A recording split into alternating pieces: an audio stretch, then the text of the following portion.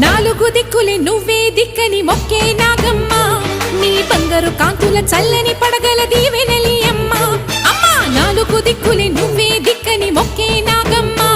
నీ బంగారు కాంతుల చల్లని పడగల దీవెనలి అమ్మ నమ్మిన వారికి నాగుల జాతికి అమ్మవు నీవమ్మ